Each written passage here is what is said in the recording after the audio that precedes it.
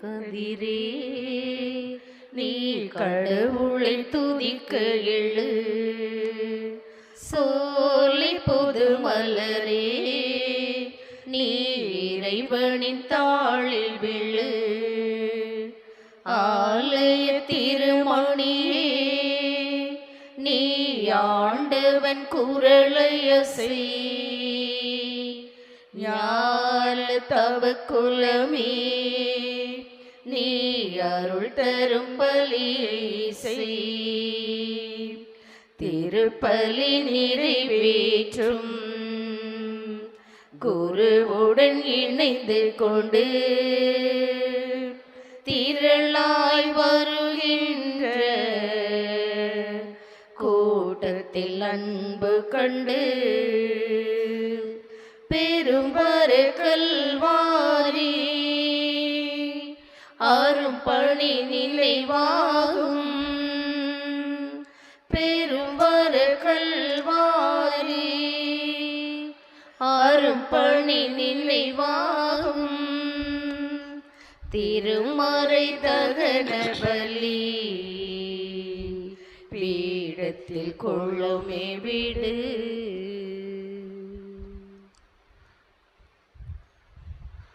தந்தை மகன் தூயாவியார் பெயராலே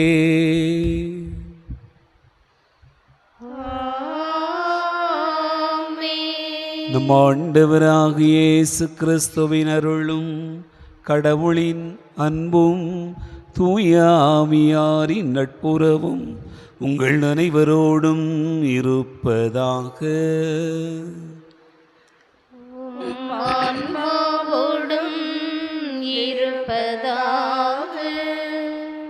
ஆண்டவர் இயேசு கிறிஸ்துவில் அன்பு நிறைந்த சகோதர சகோதரிகளே, இறைவன் நமக்கு இந்த புதிய நாளை தந்திருக்கிறார்.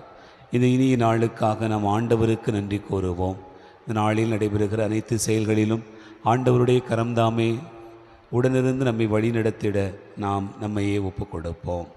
நாம் இணைந்து ஜெபிக்கிற இந்த பலியை இறைவன் ஏற்றுக்கொள்ள தடையாயிருக்கிற நம்முடைய பாவங்கள் பலவீனங்களுக்காக மனம் வருந்துவோம். ஆண்டவரிடத்திலே மன்னிப்பு கேட்போம். எல்லாம் வல்ல இறைவனிடமும் சகோதர சகோதரிகளே உங்களிடமும் நான் பாவி என்னை ஏற்றுக்கொள்கிறேன். ஏனெனில் என் சிந்தனையாலும் சொல்லாலும் செயலாலும் கடமைகள் தவறியதாலும் பாவங்கள் பல செய்தேன். என் பாவமே என் பாவமே என் பெரும் பாவமே. ஆகையால் எப்பொழுதும் கன்னியான புனித மரியாளையும் வானதூதர் புனிதர் அனைவரையும் சகோதர சகோதரிகளே உங்களையும் நம் இறைவனாகிய ஆண்டவரிடம் எனக்காக வேண்டிக் கொள்ள மன்றாடுகிறேன். எல்லாம் வல்ல இறைவன் நம் மீது இரக்கம் வைத்து நம் பாவங்களை மன்னித்து நம்ம நிலைவாழ்வுக்கு அழைத்து செல்வாராக. ஆமென். உள்ளம் நொறுங்கி வருந்துவோரை நலமாக்க அனுப்ப பெற்ற ஆண்டவரே இரக்கமாயிரும். ஆண்டவரே இரக்கமாயிரும். பாவிகளை தேடி வந்த கிறிஸ்துவே இரக்கமாயிரும். கிறிஸ்துவே இரக்கமாயிரும். தந்தையின் வலப்பக்கம் வீற்றிருந்து எங்களுக்காக பரிந்து பேசுகின்ற ஆண்டவரே இரக்கமாயிரும். ஆண்டவரே இரக்கமாயிரும். மன்றாடுவோமாக. ஆண்டவரே, நீர் உளம் கனிந்தும் அடியார்களாகிய எங்களில் அருள் கொடைகளை பெருகச் செய்தருளும். இவ்வாறு நம்பிக்கை, எதிர்நோக்கு, அன்பு ஆகியவற்றால் நாங்கள் பற்றி எறிந்து கட்டளைகளை விழிப்புடனும் ஆர்வத்துடனும் கடைப்பிடிக்கச் செய்தருள வேண்டுமென்று எங்கள் ஆண்டவராகிய கிறிஸ்து வழியாக உம்மை மன்றாடுகிறோம்.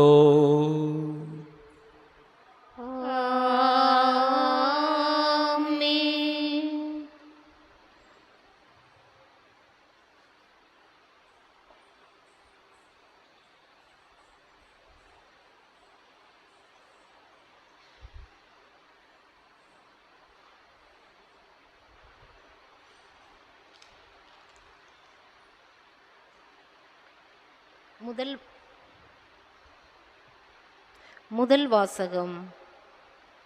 மக்களினங்களுக்கு இறைவாக்கினனாக உன்னை ஏற்படுத்தினேன். இறைவாக்கினர் எரேமியா நூலிலிருந்து வாசகம். அதிகாரம் 1, இறைவசனங்கள் 1-4 முதல் 10 முடிய. இறைவாக்கினர் எரேமியா நூலிலிருந்து வாசகம். அதிகாரம் 1, இறைவசனங்கள் 1:4-10 முடிய.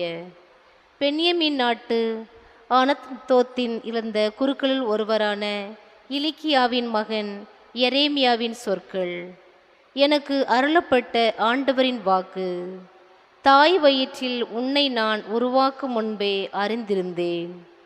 நீ பிறக்கும் முன்பே உன்னை திருநிலைப்படுத்தினேன். மக்களினங்களுக்கு இறைவாக்கினனாக உன்னை ஏற்படுத்தினேன். நான் என் தலைவராகிய ஆண்டவரே, எனக்கு பேசத் தெரியாதே, சிறு பிள்ளைதானே என்றேன். ஆண்டவர் என்னிடம் கூறியது, சிறு பிள்ளை நான் என்று சொல்லாதே. யாரிடமெல்லாம் உன்னை அனுப்புகின்றேனோ அவர்களிடம் செல். எவற்றையெல்லாம் சொல்ல கட்டளையிடுகின்றேனோ அவற்றை சொல்.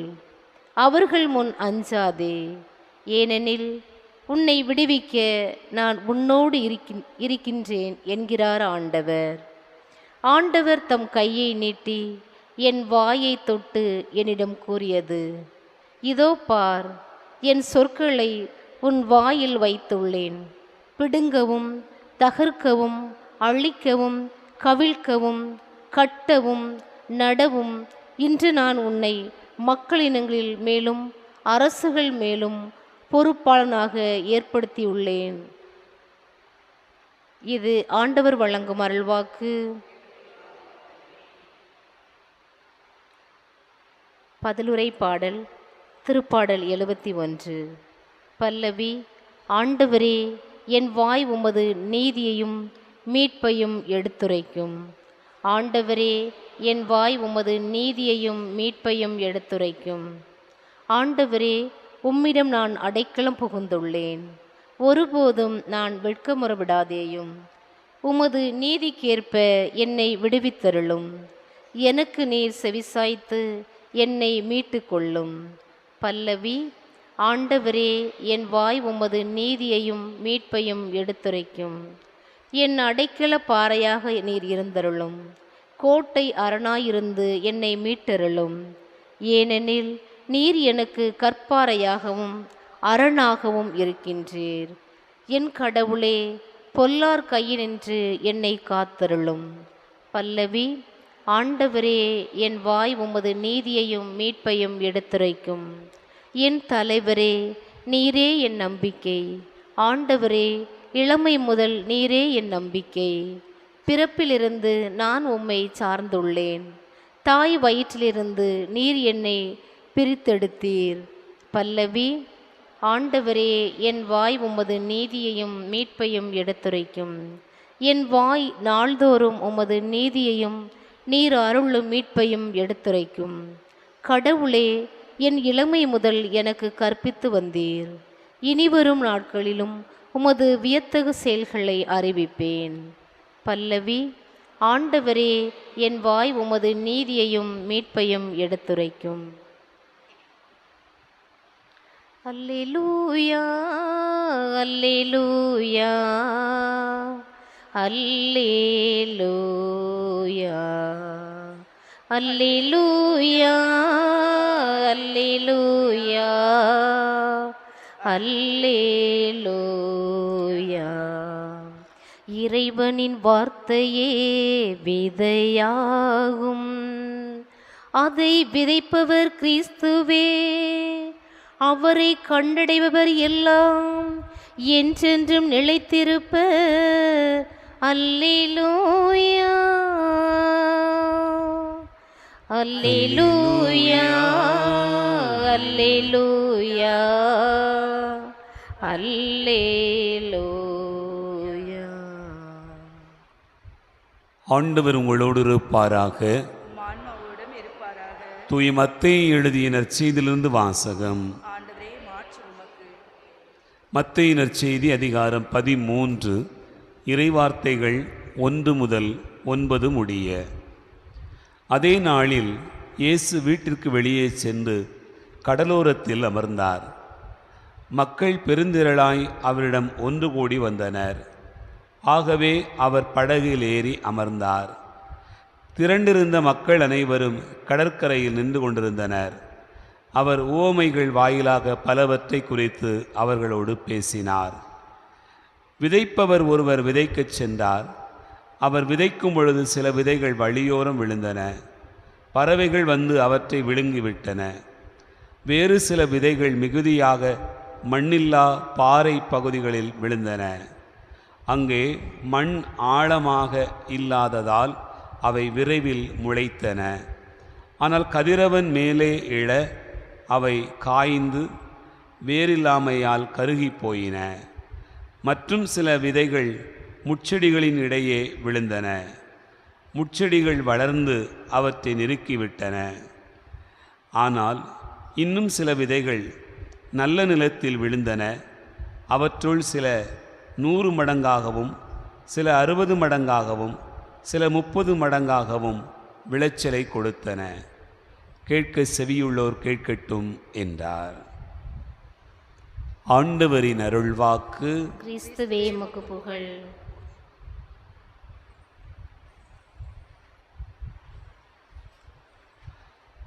ஆண்டவர் இயேசு கிறிஸ்துவில் அன்பு நிறைந்த சகோதரர்களே, சகோதரிகளே, நாம் நல்ல நிலமாயிருந்து 30 மடங்காய், 60 மடங்காய், 100 மடங்காய் பலன் தர வேண்டும் என்பது இன்றைய நாளினுடைய நற்செய்தி நமக்கு கொடுக்கக்கூடிய அன்பான அழைப்பாக இருக்கிறது. இத்தனை ஆண்டுகளாக நாம் ஆண்டவருடைய வார்த்தையை கேட்டிருந்தும் நாம் ஏன் பலன் கொடுக்க முடியவில்லை? திருச்சபை ஏன் இவ்வளவு பெரிய ஒரு பின்னடைவில் இருந்து கொண்டே இருக்கிறது? வளர்ச்சி பெறாமல் இருப்பதற்கான காரணம் என்ன என்று நாம் ஆய்வு செய்து பார்த்தோம் என்று சொன்னால், நிலம் இன்னமும் பல நிலைகளில் பக்குவப்படுத்தப்படாமல் இருக்கிறது என்பதுதான் அதனுடைய செய்தியாக பார்க்கிறோம். நிலம் என்பது மனிதனுடைய மனநிலை.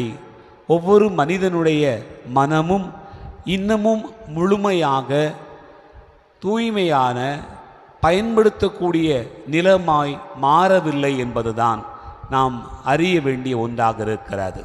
ஆகவேதான் பலந்தராத நிலங்களாக பல ஆண்டு கணக்கில் நாம் ஆண்டவருடைய வார்த்தையை கேட்டிருந்தும் தொடர்ந்து வழிபாடுகளிலே பங்கெடுத்து கொண்டிருந்தோம் பலந்தராத நிலங்களாக நம்முடைய மனங்கள் இருக்கின்றன என்பதையே நாம் வாழ்க்கையினுடைய அனுபவங்களிலே பார்க்க முடிகிறது. அன்பார்ந்தவர்களே, நான் குறுமடத்தில் சேர்ந்த அந்த காலகட்ட தொடங்கி நம்முடைய மறைமாவட்டத்தினுடைய ஒரு குறிப்பிட்ட இடத்தில் குருமானவர்கள் கூட்டமாக இருக்கலாம், குருக்களுடைய கூட்டமாக இருக்கலாம், எப்போதுமே அந்த இடத்தில் மையமான இடத்தில்தான் கூட்டம் நடைபெறும்.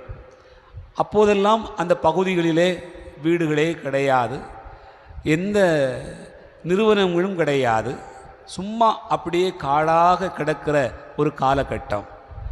ஆகவே அந்த நேரங்களிலெல்லாம் பக்கத்து இடங்களை வாங்க வேண்டும் என்று சொன்னால் மிக குறைந்த விலையில் வாங்கிவிட முடியும், அவ்வளவுதான். ஆனால் நாங்கள் கூட்டம் போடுகிற அந்த இடத்துக்கு அருகாமையிலேயே கிட்டத்தட்ட ஒரு அரை ஏக்கருக்கு மேலாக இடம் இருந்தது. அந்த நிலம் எப்படி இருந்தது என்று சொன்னால் இன்னமும் என்னுடைய கண்களுக்குள்ளாக அது நிற்கிறது. எப்படிப்பட்ட நிலம்? ஊரெல்லாம் அங்கே தான் கொண்டு போய் குப்பையை கொட்டுவாங்க. வெறும் பாறையாக இருந்தது, கல், யாரும் அங்கே நடந்து போக முடியாது. அதுபோக எல்லா முட்செடியும் அங்கே தான் முளைச்சி கிடக்கும். எல்லா தீமையாக நடக்கக்கூடிய காரியங்களும், அடிதடி சண்டையும் ஏதாவது நடக்கிறதுன்னு சொன்னால் அந்த பகுதியில் தான் நடக்கிற இடமாக இருந்தது.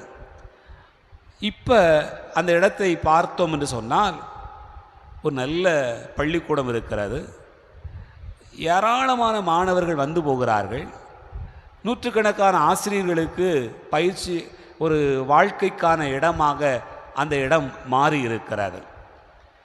இப்போ யாராவது அந்த இடத்தை கடந்து போகிற போது குருக்கள் நாங்கள் பேசிக்கொள்வோம், கொஞ்சம் யோசித்திருந்து இந்த இடத்த மட்டும் வாங்கியிருந்தால் எவ்வளவு நல்லா இருக்கும் அப்படின்னு நாங்கள் பேசிக்கொள்வோம்.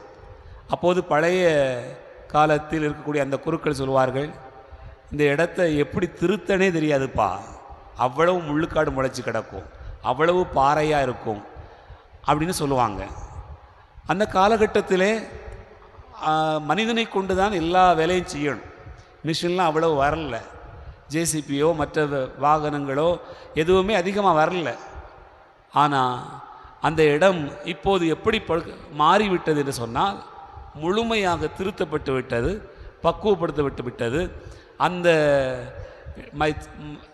நகரத்தினுடைய மையமான ஒரு இடமாக மாறி இருக்கக்கூடிய நிலையை பார்க்க முடிகிறது.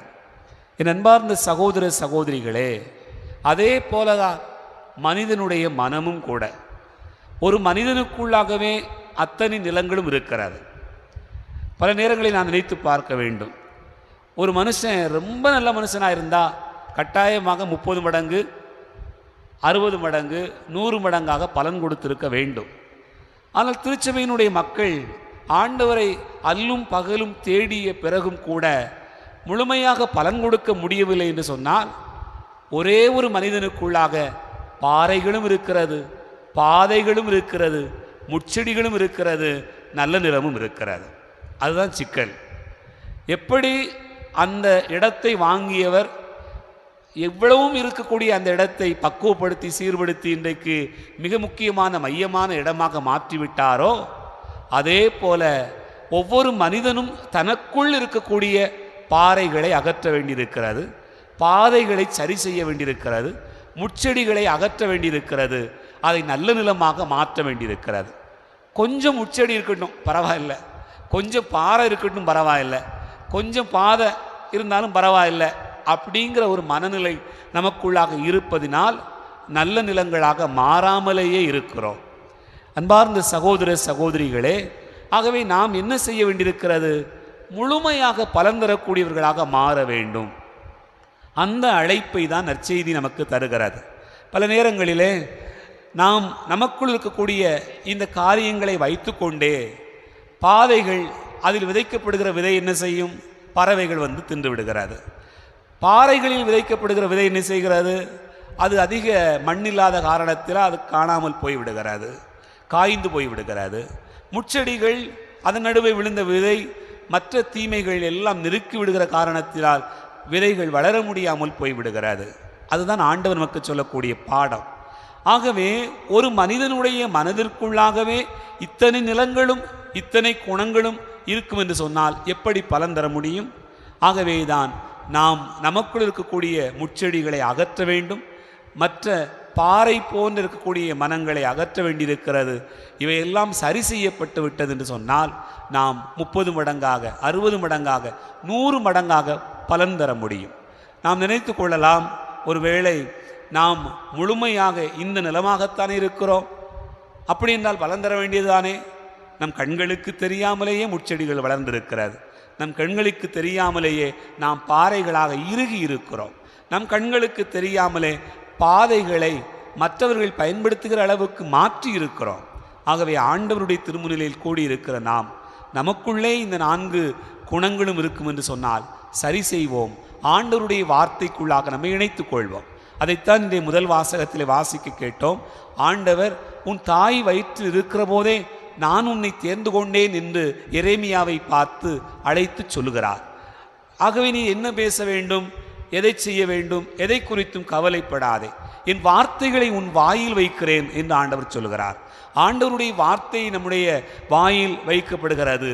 நாம் அதை உள்ளத்திற்குள்ளாக எடுத்து போகிறோமா என்பதுதான் மிக முக்கியமானது. பல நேரங்களிலே வாயில் வருகிற வார்த்தை வாயிலே நின்றுவிட்டு போய்விடுகிறது, அந்த வாசலிலே நின்றுவிட்டு போய்விடுகிறது.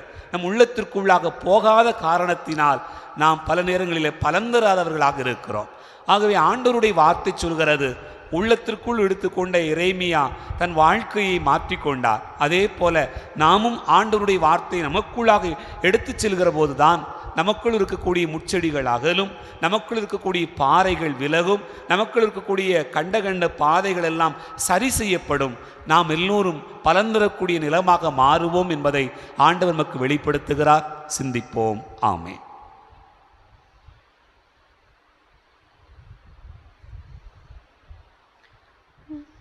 உள்ளத்தை தந்தேன் இறைவா, உண்மையை உரைத்தேன் தலைவா, உள்ளதை தந்தேன் தேவா, நேர் பலியாக்குவாய் நாதா, உள்ளத்தை தந்தே நிறைவா. ஆலயம் திறந்தது, பலி செய்ய நுழைந்தேன், அதில் ஒரு பெருந்துடிப்பு. ஆலயம் திறந்தது, பலி செய்ய நுழைந்தேன், அதில் ஒரு பெருந்துடிப்பு. கலசம் ஒளிந்தது, கனிமொழி பொலித்தது, அது ஒரு நல்விதைப்பு. தாபத்தை ஏற்றேன், தவறினை களைந்தேன், அதில் ஒரு பலனளிப்பு. உள்ளத்தை அழைத்தேன், இடரையும் இணைத்தேன், அது ஒரு உளப்பிணைப்பு. சகோதர சகோதரிகளே, என்னுடையது உங்களுடையதுமான இந்த பலி எல்லாம் வல்ல தந்தையாகிற இவனுக்கு ஏற்றதாக்கும்படி செபியுங்கள். ஆண்டவர் தமது பேரின் புகழ்ச்சிக்காகவும் ஆட்சிக்காகவும் நமது நன்மைக்காகவும் புனித திரு அவை அனைத்தின் நலனுக்காகவும் உமது கையின்றி பலியை ஏற்றுக்கொள்வாராக. இறைவா, பழைய ஏற்பாட்டு பல்வேறு பலிகள் உம் திருமகனின் நிறைவான ஒரே பலியில் முழுமை பெறச் செய்தருளினே. ஆபேலின் காணிக்கைகள் மீது ஆசி வழங்கி புனிதப்படுத்தியது போல முதுமாட்சியின் மேன்மைக்காக இறை பற்றுள்ள அடியார்கள் ஒவ்வொருவரும் செலுத்தும் பலியை ஏற்று அதை அனைவரின் மீட்புக்கும் பயன்படச் செய்ய வேண்டும் என்று எங்கள் ஆண்டவராகிய கிறிஸ்து வழியாக உம்மை மன்றாடுகிறோம்.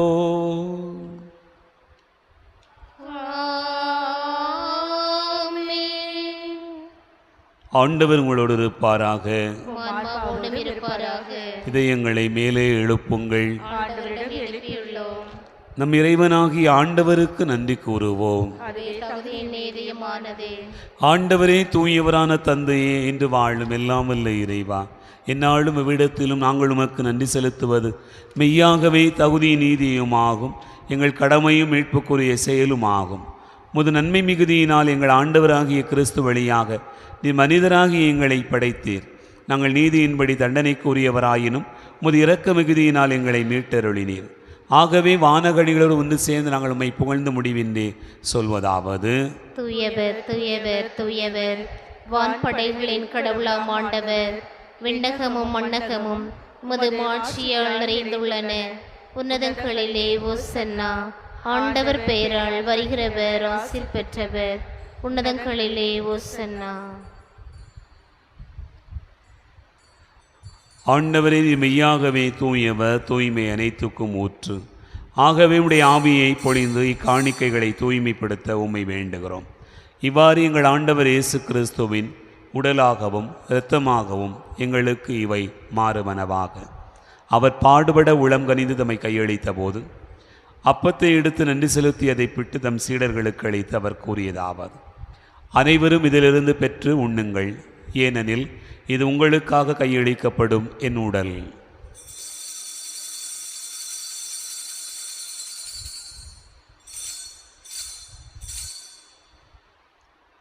அவ்வண்ணமே இரவு விருந்தேருந்தியவின் கிண்ணத்தை எடுத்து மீண்டும் உமக்கு நன்றி கூறி தம் சீடர்களுக்கு அளித்தவர் கூறியதாவது: அனைவரும் இதிலிருந்து பெற்று பருகுங்கள், ஏனெனில் இது புதிய நிலையான உடன்படிக்கைக்குரிய என் இரத்தத்தின் கிண்ணம்.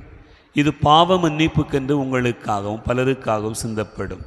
இதை நினைவாகச் செய்யுங்கள்.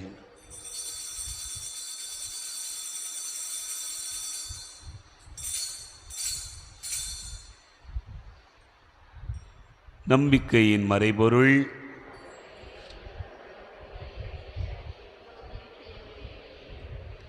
ஆகவே ஆண்டவரை நாங்கள் கிறிஸ்துவின் இறப்பினையும் உயிர்ப்பினை நினைவு கூர்ந்து வாழ்வதரும் அப்பத்தையும் மீட்பளிக்கும் கிண்ணத்தையும் உமக்கு ஒப்புக் கொடுக்கிறோம். உம் திருமுனின்று ஊழியம் புரிய தகுந்தவர்களென எங்களை ஏற்றுக்கொண்டீர். எனவே உமக்கு நன்றி செலுத்துகின்றோம். மேலும் கிறிஸ்துவின் உடலிலும் இரத்தத்திலும் பங்கு கொள்ளும் எங்களை தூய ஆவியார் ஒன்று சேர்க்க வேண்டுமென உம்மை தாழ்மையுடன் மன்றாடுகிறோம். ஆண்டவரே, உலகெங்கும் வரவிருக்கும் ஒரு திரு அவையை நினைவு கூர்ந்தருளும்.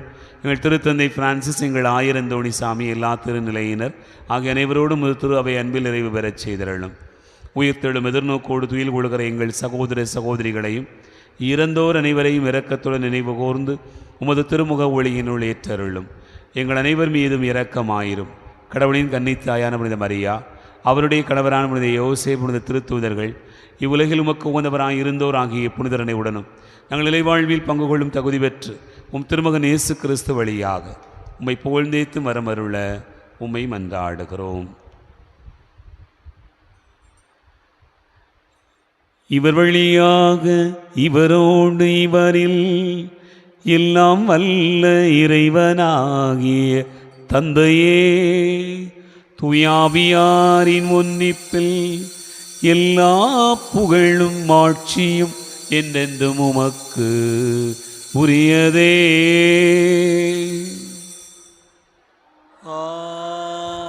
ஆமென். ஆமென்.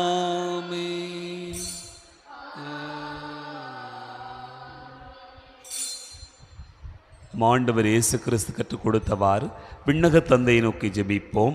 விண்ணுலகில் இருக்கிற எங்கள் தந்தையே, உமது பெயர் தூயதென போற்ற பெறுக, உமது ஆட்சி வருக, உமது திருவுள்ளம் விண்ணுலகில் நிறைவேறுவது போல மண்ணுலகிலும் நிறைவேறுக.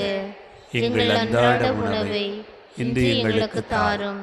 எங்களுக்கு எதிராக குற்றம் செய்வோரை நாங்கள் மன்னிப்பது போல எங்கள் குற்றங்களை மன்னியும். எங்களை சோதனைக்கு உட்படுத்தாதேயும், தீமையிலிருந்து எங்களை விடுவித்தருளும்.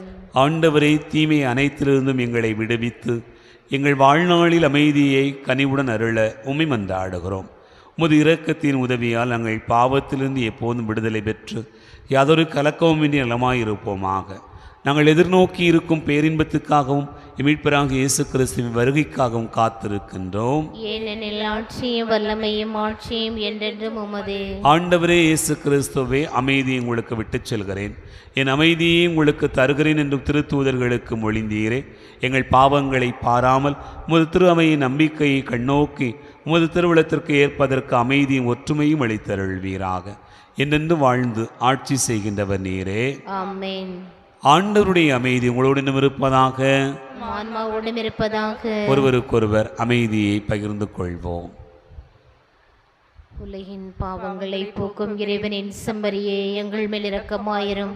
உலகின் பாவங்களை போக்கும் இறைவனின் செம்மறியே, எங்கள் மேல் இரக்கமாயிரும்.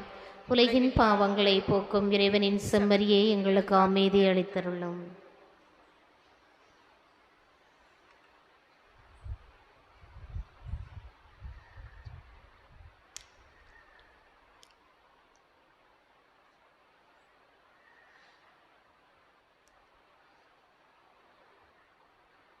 இதோ இறைவனின் செம்மறி, இதோ உலகின் பாவங்களை போக்குகிறவர்.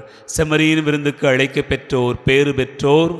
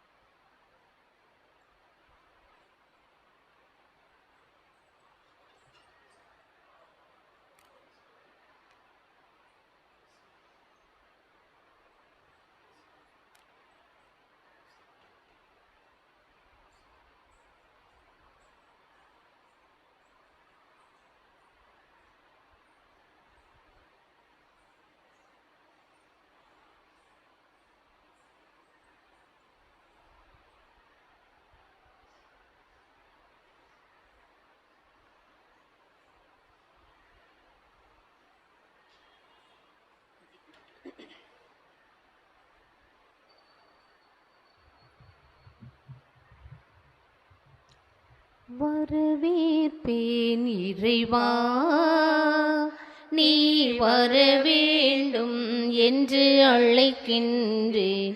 நீ வர வேண்டும் என்று அழைக்கின்றேன். வரவேற்பேன் இறைவா, தாளத்தில் அதெந்த ரூபகனை, எக்காலத்தில் மலர்ந்த வான்மழையை, தாளத்தில் அதிர்ந்த ரூபகனை, எக்காலத்தில் மலர்ந்த வான்மழையை, ராகத்தில் மலர்ந்த மோகனனை, ராகத்தில் மலர்ந்த மோகனனை, எந்த நேசத்தில் இணைப்பேன் இசையமுதா, எந்த நேசத்தில் இணைப்பேன் இசையமுதா. வரவேற்பேன் இறைவா, நீ வர வேண்டும் என்று அழைக்கின்றேன், நீ வர வேண்டும் என்று அழைக்கின்றேன். வரவேற்பேன் இறைவா. அன்னை பாடிய தாலாட்டில் என் தந்தை அருளிய அறிவுரையில், அன்னை பாடிய தாலாட்டில் என் தந்தை அருளிய அறிவுரையில், பொன்மொழி போதக அறிவுரையில், பொன்மொழி போதக அறிவுரையில், இறைநாதத்தின் கீத தொனி கேட்பேன், இறைநாதத்தின் கீத தொனி கேட்பேன். வரவேற்பேன் இறைவா, நீ வர வேண்டும் என்று அழைக்கின்றேன், நீ வர வேண்டும் என்று அழைக்கின்றேன். வரவேற்பேன் இறைவா. கிறிஸ்துவின் பார்ந்த சகோதர சகோதரிகளே, நாளை புனித சந்தியாகப்பர் திருநாளை முன்னிட்டு மாலையில் நமது ஆலயத்தில் திருப்பலி நடைபெறும். ஆகவே சந்தியாகப்பர் அன்பியத்தைச் சேர்ந்த இறைமக்கள் தயாரிப்பு செய்திட அன்போடு கேட்டுக்கொள்ளுகிறேன். மன்றாடுவோமாக. ஆண்டவரே, விண்ணக மறை நிகழ்வுகளால் நீர் நிறைவு செய்த உமக்களுடன் கனிவாய் தங்கியிருக்க உம்மை வேண்டுகிறோம்.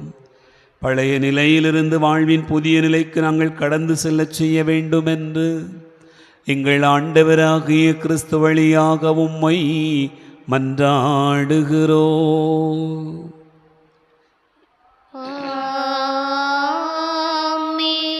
ஆண்டவர் உங்களோடு இருப்பாராக. ஆன்மாவோடும் இருப்பாராக. எல்லாம் வல்ல இறைவன் தந்தை, மகன், தூயாவியா உங்களை ஆசீர்வதிப்பாராக.